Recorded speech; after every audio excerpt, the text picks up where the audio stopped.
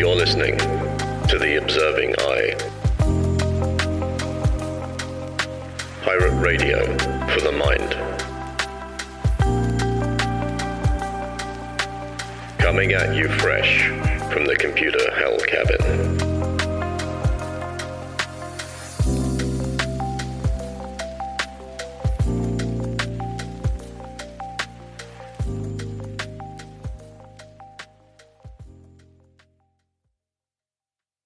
Hello, you beautiful lot. It's Friday, the 31st of May, 2024, and you're listening to episode 67 of The Observing Eye, coming at you live from the computer hell cabin. Every week, we get psychological, philosophical, and all manner of introspective. I'm David, and this week, we have a slightly different sort of episode for you. Now, this Monday, which was a bank holiday for all of you in the UK, a book that I've been working on for about 2 years finally hit the shelves. It's imaginatively called The Observing Eye, A Guide to Living a More Authentic Life. And it's full of philosophical ideas and psychological methodologies to help you get to the bottom of the nature of you. It's available to purchase on Amazon as an ebook, and we are currently working on getting a paperback copy ready. Now, in this episode, I'm going to talk a little about my motivations behind writing the book, and I'm going to read chapter 1 in what will essentially be an extract from the coming audiobook. Seems a bit silly that I do a podcast and then release a book, and then don't actually make the audiobook from it myself. So, that will be coming in the future as well. As soon as it's available, I'll let you know. And of course, if you'd like to purchase the ebook, the links to that will be in the show notes, and you can go and grab that from Amazon, and is available in pretty much all the regions that I could get it available in. So you should be able to find it in your local regional Amazon version, whatever that is. Now, sit back, get comfortable, and open your ears. Old Bear's gonna tell you a story.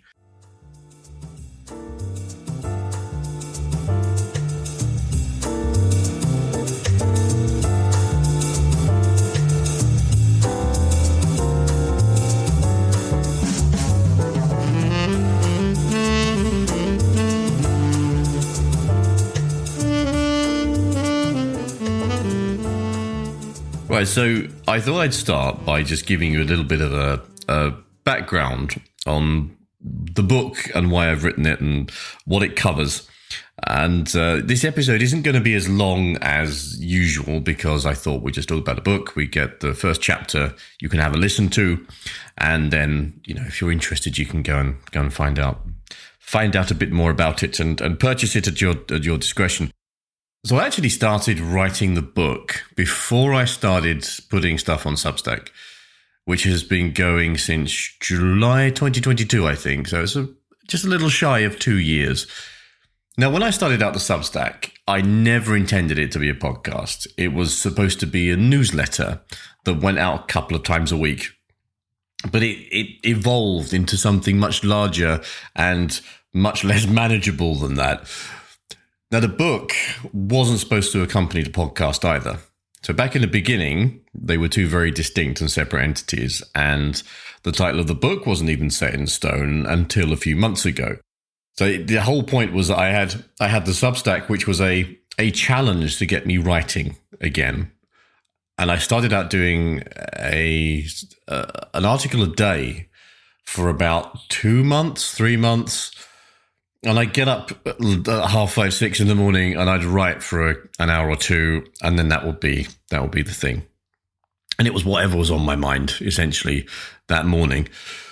And that was not entirely sustainable, let's be honest. So I then rolled it back to a couple of times a week. And then I had this idea. Well, I'd done a bit of podcasting stuff before. And I thought, well, this might actually be better if I, instead of writing these as articles, I could still do the articles, and I do the occasional one, but I have been otherwise sidetracked with a book. So I want to get back into doing more articles on Substack anyway. But I thought that it would be good if we could do this as a podcast, essentially. And then I could have one episode a week where I got really into a particular topic that was about philosophy or psychology, and with the theme of the Substack being things to help you think better, basically. Now, the book itself was just this big amorphous mess, this blob of shifting ideas and aspirations that hadn't really cohesed together in any sort of sense. There was a few ideas from philosophy sprinkled with some practical applications of said philosophy, which invariably tended to bring in some sort of supporting psychological framework. But it was very much just a noise of words and ideas and things. It didn't have a lot of structure. And the whole thing didn't really start to come together until I'd gone from this kind of mess of ideas, because I didn't really know what the point of the book was when I started it. And I don't know if any of you out there write yourselves. I don't know whether you find the same thing. There is an idea for something, and then it takes quite a while before it gets direction. There's just lots of stuff happening. Now, what surprised me when I reflected back on the book, now that it's done, now that the journey is over and the ring has been thrown into Mount Doom, I was surprised by what initially motivated me to write the book, and it was a deep-seated sense of aggravation. Now, I'm going to explain this a bit because you're probably slightly puzzled as to why a deep-seated sense of aggravation inspired me to write a book, although I can think of a few that have probably gone down that road. Now, it was not long after the whole COVID lockdowns and being stuck in your homes with little contact with the outside world that I started to do the book. And it offered me, obviously, a lot of time to pace and think and to pace again. Now, that thinking around the book took place against the backdrop of having only the internet and a television as the windows into what was going on beyond the safety of my four walls, essentially. And it was then that I began to realize that the world is very noisy. And I knew this already. I think we all know this. But I hadn't acknowledged it. I was, like everything else, just going with the flow of life because that's how the world was, or how the world is, I should say. But when I noticed it, it was deafening. It was like a drowning cacophony of clamoring hands all fighting for my attention, devouring little pieces of it in sodden, blood-stained bowls and then coming back for more. And this got me questioning, how are we supposed to maintain a grip on any sense of ourselves amidst all of that chaos? How are we able to make good choices that align with our values and intentions when we are faced with so many external influences? So this idea kind of floated around, but I didn't know that this was the reason that I started doing it. These things have come to light over time and contemplation. And that fundamentally became the purpose of the book, to get that moment onto paper. And it's as much for me as it was for any audience. And it was to curate a set of philosophies and ideas that could become a toolkit for maintaining our own structural integrity amidst all of this. So that's the point of the book. It's 14 chapters, and it's a series of explorations into different ideas that use philosophy and psychology to help us to understand ourselves better, to understand our motivations, what drives us, and to help us to make better choices that are more in line with our own intentions and values rather than the external stuff. And the whole purpose of the book, the culmination of the book, is to be able to write your own personal manifesto.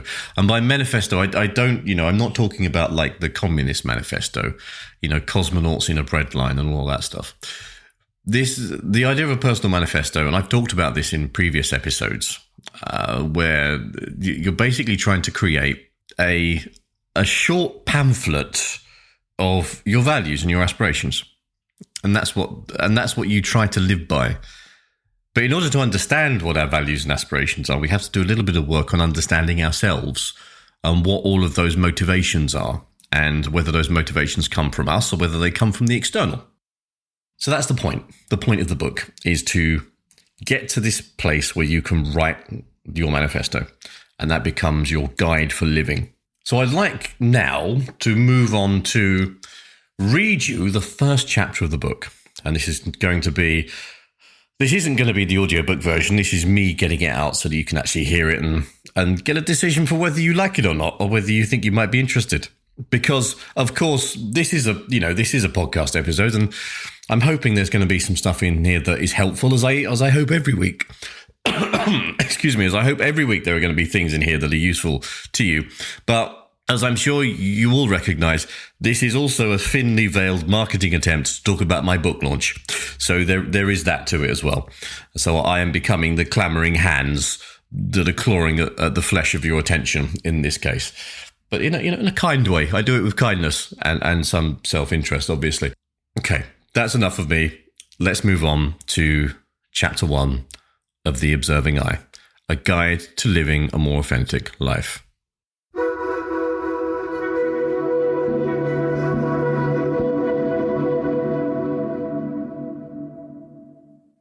Chapter 1. All journeys begin with us. As human beings, we are natural storytellers. It's in our blood. From the imaginings of a fictional world to the tales we tell our friends in the restaurant or bar. Stories flow through us and from us and into us. Before the introduction of the written word, we told stories to each other as a means of passing on knowledge through the generations, carrying our cultural history in the memories of children and grandchildren, who would then carry it on to those who followed. We only have to go back to the myths and legends of old to get a feel for what a culture or society was like. Take the Viking Eddas, or Homer's Odyssey, or the Bhagavad Gita, or the tale of Anansi the spider. Each one gives us a distinct feel and understanding for the people and the society of their time. It shouldn't surprise us then, with such a rich history of storytelling in our makeup, that we also happen to be really good at telling stories to ourselves. Those stories shape how we see us. They tell us about our own internal culture. Some of our stories are going to be empowering, and some will be limiting or even destructive. They all form part of the constant narrative that's unfolding in our minds. Many of us won't stop to question or challenge the stories that play out on a daily basis, and that's fine if they're not harmful. The issue comes when these stories do us a disservice, or they were written by something or someone outside of ourselves. Here are a few examples of unhelpful stories that you might have come across yourself. I'm not good enough. I'm too fat, thin, short, tall, ugly, insert physical trait here. I won't succeed. I can't, ... I'm really unlucky. No opportunities ever come my way. Does any of that sound familiar? Are there stories that you tell yourself that on reflection are holding you back? If I asked you to take a moment to stop and consider where those stories came from, could you?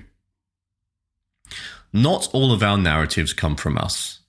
Our personal story is a gestalt of our experiences, expectations, and perceptions of the world and the people around us.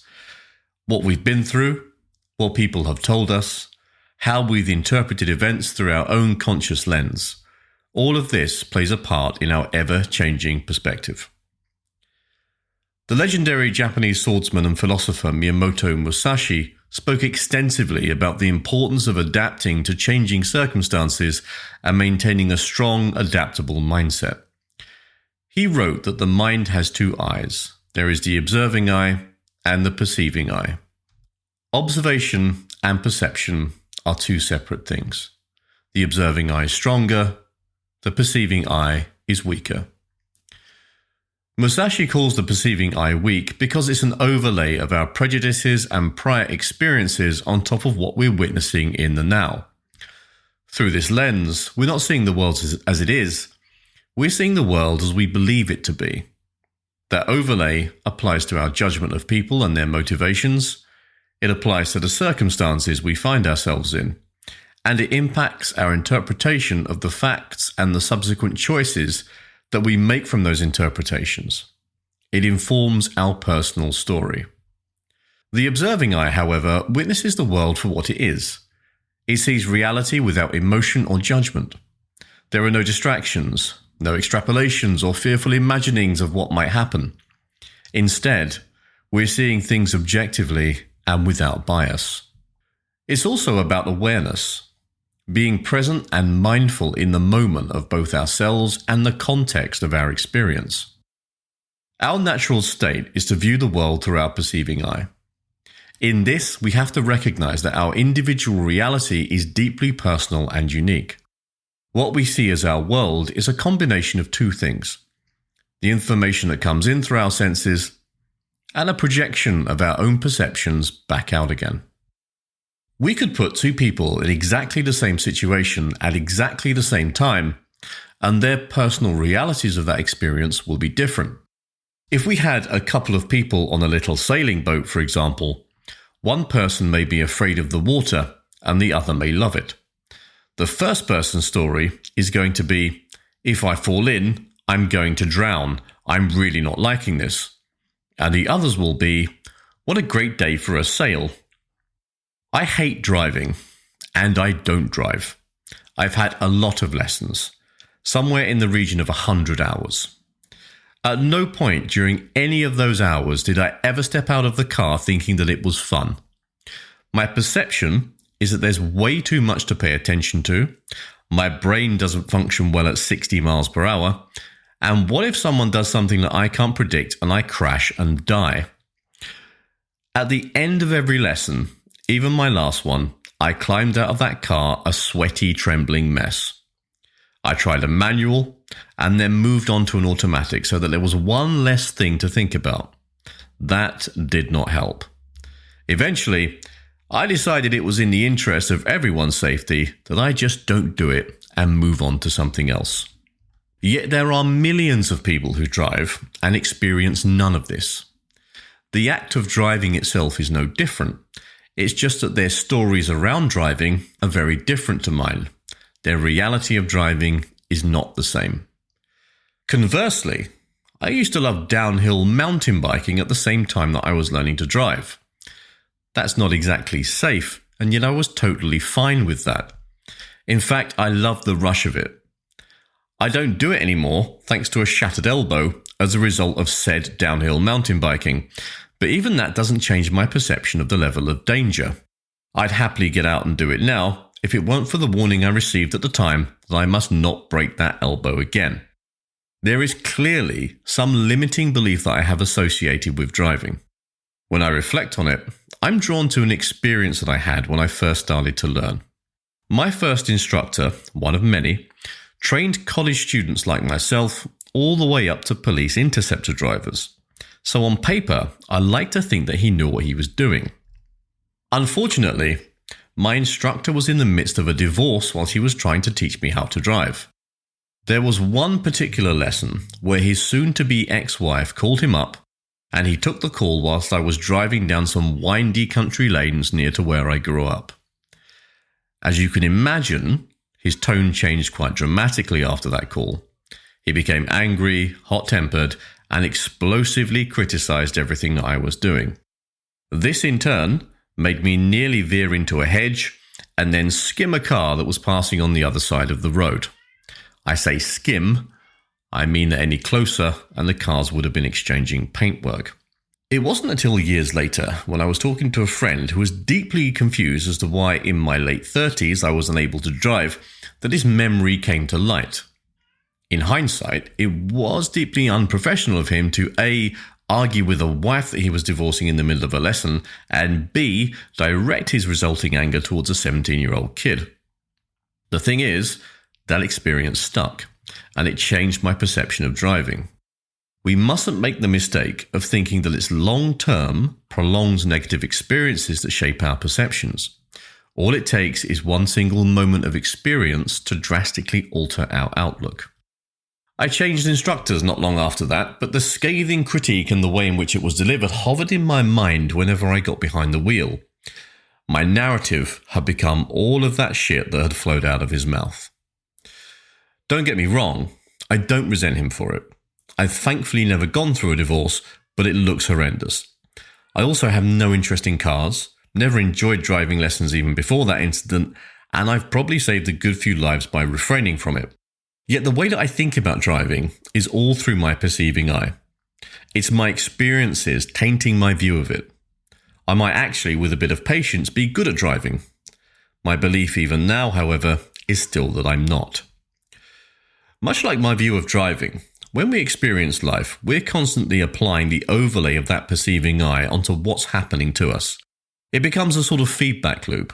Our experiences shape our perceptions, and our perceptions in turn shape our experiences. Going back to the example of the two sailors, the person who was afraid of water had a bad experience because of their fears, so their perception becomes boats aren't fun. Then, because their perception is that it isn't fun, their experience in the now becomes one of fear and anxiety. Their perception molds their experience, which in turn molds their perception. Ultimately, the biggest obstacle standing in the way between us and our perceptions is ourselves.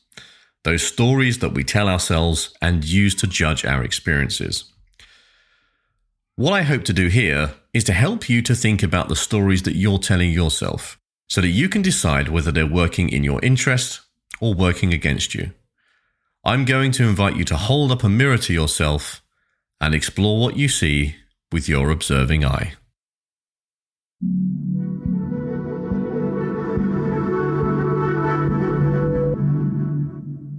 And that's it. That's it, ladies and gentlemen. That's all I have to say on the subject of the new book that I've written and that is currently available to purchase on Amazon. And the links to purchase that will be in the show notes because, as I said, this is one part trying to give you something that's going to be useful and helpful to you in some way, and another part me self-promoting my book. As always, I want to thank each and every one of you for spending some time with me today.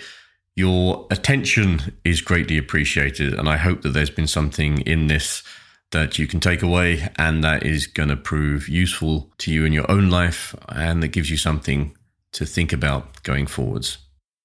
If anything in this episode has resonated with you in any way, then I'd love to hear from you. You can share your stories via Substack at theobservingeye.com or on social media.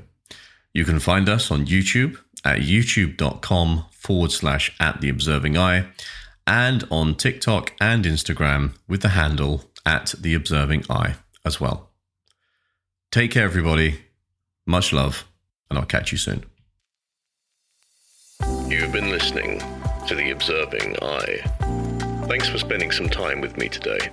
I hope it's been useful. And if you're interested in any more of my writing or work around psychology, philosophy, and general day-to-day living, please go and take a look at my Substack, which is theobservingeye.com. And that's I as in the letter, not I as in the gelatinous organ through which you see.